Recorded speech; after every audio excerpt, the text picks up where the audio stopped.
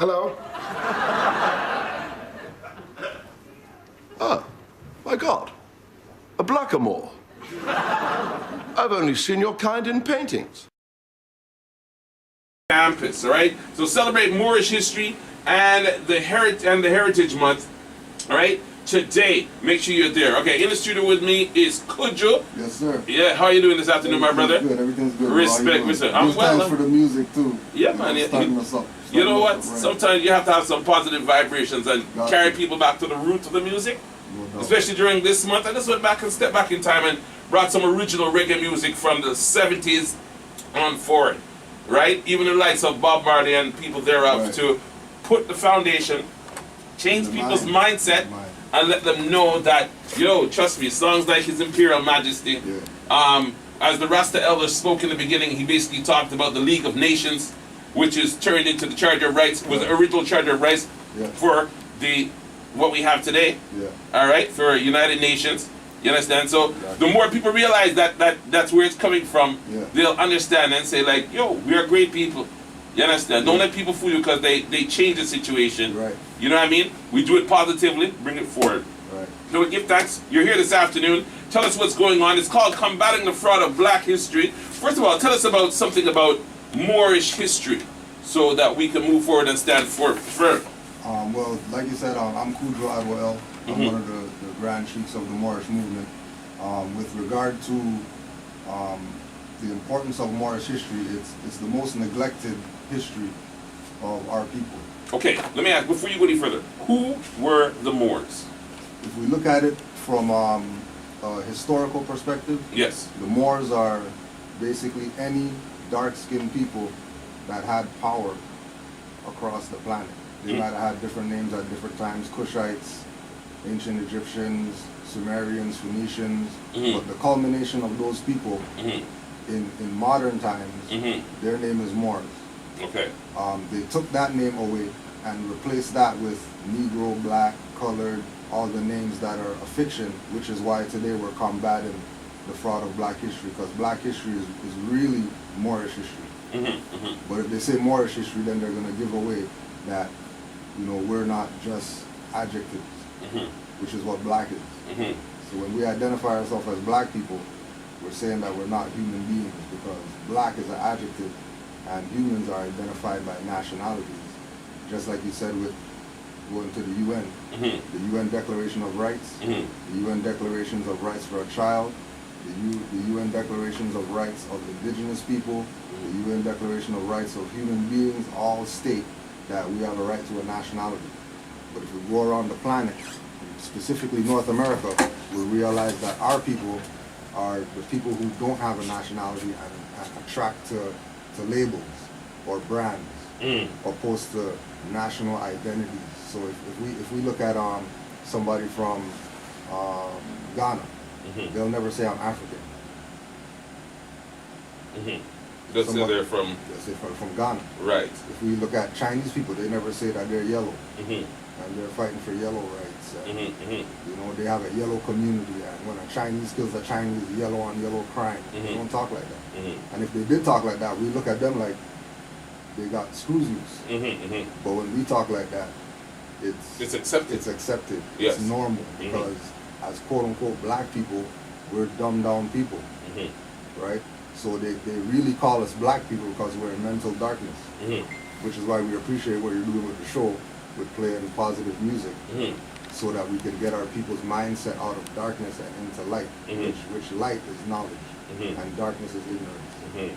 So the importance of the Moorish history is to bring our people back to the perspective that they are the light beings of the planet. But if we're not acting like the light beings, then other people are going to take advantage of the position that we put ourselves in, which is why we're the ones that are facing the most hardship than anybody else. You know, sometimes, if I read the Bible and I read like Deuteronomy, you understand? And you read the Deuteronomy and you get to a certain part of Deuteronomy. I can't quote that, well, I can't quote the verse, but it begins to talk about the sins committed and what we will be facing with that. And they keep referring to that in many different areas that I watch, some programs or documentaries I watch on YouTube. They talk about things like that all the time. How does that play a role into who we are as Moorish people, black people, who we identify as? How does that play a role? Well, again, the ultimate sin, of any people is really ignorance. Mm. You know what I mean? The whole idea of sin is not you did something bad. Sin is really that you were ignorant of something. That's why you do negative things. Mm-hmm. It's not the negative things that you did. Mm-hmm. It's the fact that, you know, like somebody who is on the street, right, doing street stuff or whatever, Mm-hmm. right? Mm-hmm. Their sin isn't what they're doing. Their sin is they should be taking that position that they have as far as being able to move product and put that to a business. Drug dealers would be the best businessmen if they had the mindset of business opposed to try to make money for whatever. Mm-hmm. You know, the same way that like if somebody can flip an ounce, then there's no need that they can't flip anything else that's quote unquote a product. But our people being in the darkness mindset don't even look at putting the finance toward, you know, have a community, have a convenience store, right? Have a restaurant. Open up something in the community so that the community has something to build itself opposed to something that's going to destroy it. Mm-hmm. You know what I mean? But again, once they have the ignorance mindset, then ignorance is what they're going to exercise. You know? Positive talk. Yeah. Positive talk. Now, in Toronto, how long has this group been in effect? We were established in Toronto in 2007. Mm-hmm. We were established from a group of Moors who are in Chicago that brought us into the information. And you know, because we've been through all the different schools of thought, when we realized that this is something that has been neglected in our learning, it was something that had to be implemented. Once you study the information, the historical references, the historical accuracy of the neglect of talking about Moorish history, logically it's the only thing missing. So when we go through the line, for example, Elijah Muhammad was a member of the Moorish Science Temple before he was an NOI. Fard Muhammad was a member of the Moorish Science Temple before he was NOI.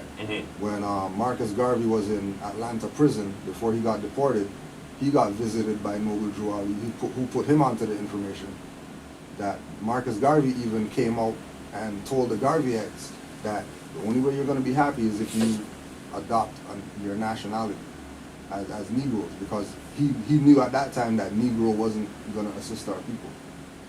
But you know, one of the things that the colonial powers do with our people is that they take the head away, because they know that the body is not going to survive without the head, right?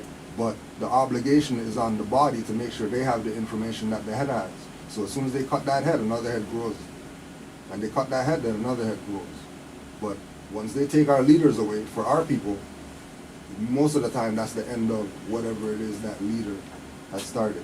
So information has to be disseminated. Information has to be out there for each one to learn. Each one, basically each one teach one. Right, but each one has to also take the responsibility of learning as well, not just to get stuff put on them. They have to do their own due diligence in going out and researching and studying and things like that for their own improvement as an individual. You know, when I listen to reggae music, I listen to remember songs like Dennis Brown singing about, like, what about the half that's never been told? Right. And even in lyrics like that, you have to stop and think and wonder and say to yourself, well, okay, there's something about my history that I wasn't taught. Yeah, that I wasn't taught in school. Right. Going to school here they're not teaching me. Going to school, they're not teaching you directly about your black history, the great things you've done. Let's take a simple analogy. Yeah. Many creators of many things that we use today were black inventors. Right. They never showed black children. I don't think they still do to this day. Right. Show black children in school. Exactly. These are the things that people like you created. Right. Now, when we look at it from the perspective of the historical accuracy. Those people who created those stuff weren't black. That's why they can't talk about it. The people who created those things, if we look at them, if I look at you, your physical presentation, you don't look like your headphones. So you're not black. You're dark brown, you're swarthy, you're melanated, you have high concentration of carbon in your skin, but you're not black. Right? So as soon as we say black people, we put ourselves in the shortest history, because black history only started from the slave trade. So that has nothing to do with the ancient stuff that we did. No, that's what they say it started Right, from. right. That's what they say. But again, if we say that we're black, then we're going with what they say. Which stunts our historical position. Right. And they know that. So again, which is why when you go to other nations, they always have school after school. To teach. Their children don't only go to public school. True. To whatever, and that's My it. Greek friends went to Greek school on Saturday. Exactly. My Italian friends went to Italian school on Saturday. Jews go to Jews school. Yeah. Chinese have martial arts school or whatever like that they go to. Yeah. Turks have some type of language school. Yeah. But us, we got, Grand Theft Auto on Saturday. Right. NBA 2K. Right. The commercialization, the branding of, and so on and so forth. Right. Yes. You know what I mean? Yeah. So, and then when we look at who we are as a people, one of the Moorish elders speak about we cannot rise where we didn't fall. Right? We fell as a people as Moors. That's the last name around the world that everybody in the world knew us as before we became black people. But then none of the historians, select few, but majority of them skip over Moorish history. So when we do the timeline, when we're tracing the timeline back, we're looking at slavery, and then there's a gap, and then they talk about ancient Egyptians and all this stuff. That gap is 700 years of Moorish history that is not talked about, because as soon as we start talking about that, we start talking about us bringing the Europeans into knowledge. Yeah, on that note, you stop and you think about it and you say to yourself, all right, I watched a documentary and said that blacks or Boers, right. no, I'm just saying how it was titled, right? In Europe. And they started talking about the noble people that were sitting where the queen is sitting, before the queen was sitting there. Yeah. You understand? And I stopped and I watched the documentary and I said, like, wow. Yeah. You know what I mean? Yeah.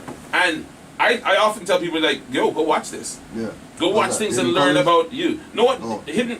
Which documentary? I forget what it is.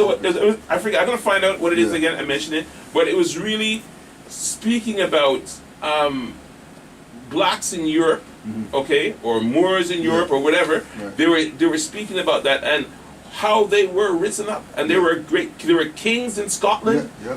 They were black kings, great people of color in power in Scotland and all those places, right?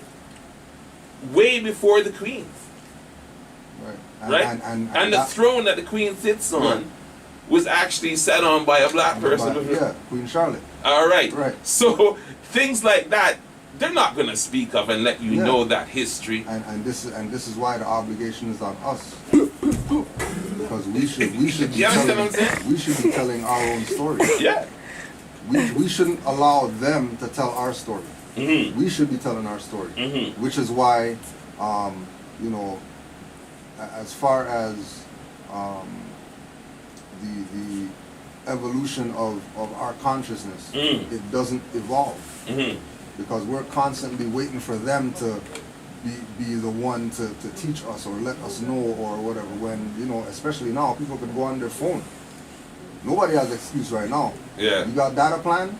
Then you can go do some research instead of going on Facebook and liking, fat asses and stuff like that.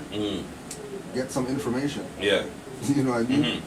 Go in Google and research your Moorish history. Now, we're putting this on the record so that people can go do the research on the Moors. Forget all the other stuff, because you already know that stuff. Everybody already told us about all the kings and queens of all the, right? Mhm. But that Moorish history, Mhm. that is the missing piece to our evolution, to Mhm. our liberation, Mhm. to our salvation Mhm. as dark-skinned people.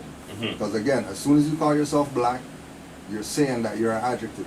If you're an adjective, that means you're no different than a chair, table, lock, lamp, paper on the wall. And an adjective is a word that describes. Describes.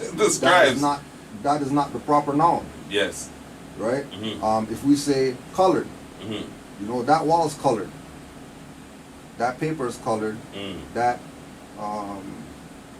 power bar is colored. You know what I mean? That light right there is colored, it's blinking. Mhm. All those are things. Mhm.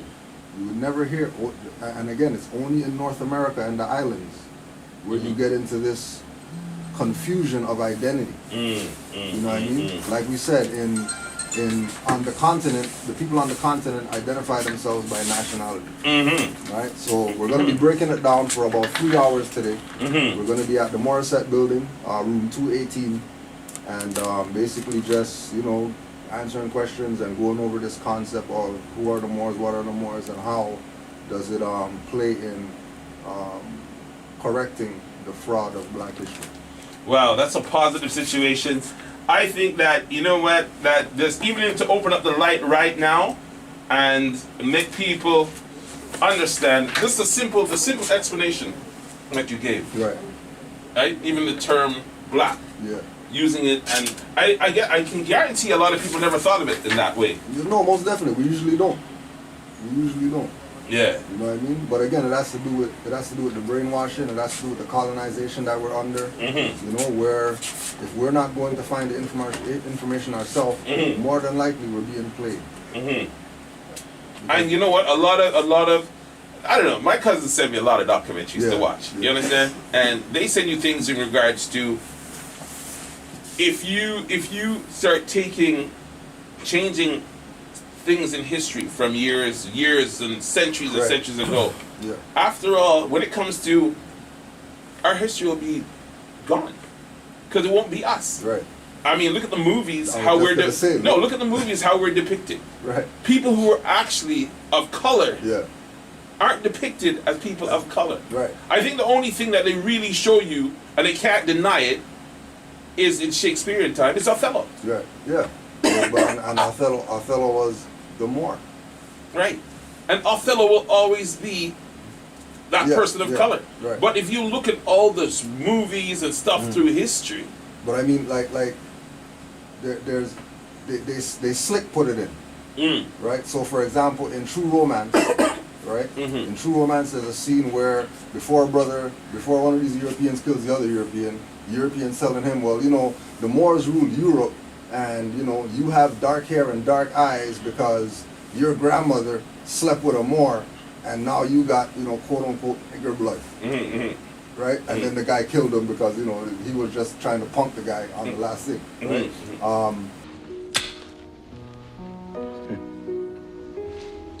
You're Sicilian, huh? Sicilian. You know, I read a lot, especially about things, about history. I find that shit fascinating. Here's a fact, I don't know whether you know or not.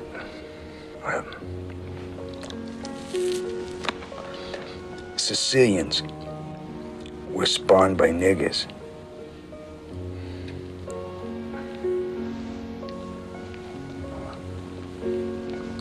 Come again? No, it's a fact. Yeah. You see, Sicilians have black blood pumping through their hearts. And no, if you don't believe me, you can look it up. Hundreds and hundreds of years ago, you see, the Moors conquered Sicily. Will Smith in True Romance, in Wild Wild West, the guy with the spider robot legs, called Will Smith a blackamoor in the movie. Good morning, gentlemen. I trust you slept well. What have you done with Rita? Rita, is it? How familiar. Rita is sleeping off the after effects in the stateroom. She is quite lovely, isn't she? Who knows? I might even become familiar with her myself. That'll be one more reason for me to kill you. Oh, yes, Mr. West. I'm sure to a no doubt, well-endowed blackamoor like yourself, it must seem absolutely impossible that a freak like me could fully enjoy the pleasure of a woman. Right? Goes over our people's head because that part of history is missing from them. So when they hear it, it's not even registering. But trust me, they're telling. Even in Narcos. Narcos. Yeah. They went to check the drug dealer, and on the wall he had a big picture on the wall with Moors on there. Big picture, just like this thing right here. The guy, the scene was just passing by the picture, but those who have eyes will see that. Hold on a second. So why is this Marcos guy from Colombia or whatever have Moorish? Escobar, yeah. Why does he have Moorish stuff in his house in South America? What if Moors are from Europe and did whatever in Europe? Why does he have it over here? You know what I mean? Because obviously Moors were over here. Obviously he knows some of the history. We have to look at, even on a level, is it really only drugs that they were going after him for? Just like Gaddafi, was it really because he was terrorist funding or whatever, or was he trying to give Africa their own satellite? Right? He was trying to bring the gold standard back on the continent, so there's no paper money. So that he could bring, the money that they wanted to create, let's just talk like that. Right. The money which they wanted to create have a backing. They have the minerals, they have the gold, everything. So what does other countries back their dollar on? Right. So who has? Let me just talk like that. Who has the gold? Right. Who has the minerals, wealth of minerals, to back a dollar? $1. $1. Yeah, just a dollar for a country or a continent like Africa. Right. So if Africa united through a dollar, some form of dollar, how great would that continent be with that dollar backed with gold, diamonds, and so on and so forth? Exactly. You understand me? So, I mean, they can speculate and say all they want. Yeah, but what the reality is the reality. Right. All right. So, good to know. So, I hope that you've, in this brief interview, that you've opened up the minds of many and opened the hearts of many to stop, look, listen, think about what. Most importantly, think. Think about, really think about yourselves and identity. I mean, right now, if I Google a tune right now, I'm going to play a tune by Bob Marley when we finish. But also, I'm going to play a tune called Identity by a group called The Mighty Dime. I'm going to look for that tune right now because that's how I sort of function. You know what I mean? A tune called Identity.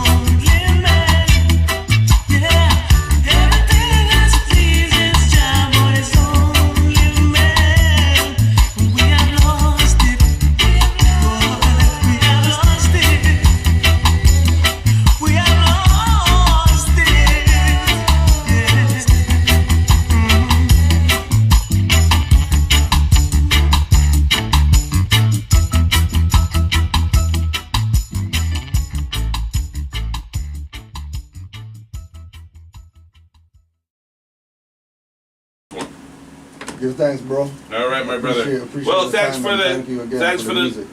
thanks for the knowledge, eh? Yeah, thanks for the knowledge, because without it's Our people die a for loss, a lack man. of knowledge. You know what I'm saying? Right here. So here what? See, in this conversation, we're having a conversation and just dealing with it right now. So You would do well to mind your tongue, Moor. Or I will cut it out and feed it to the dog.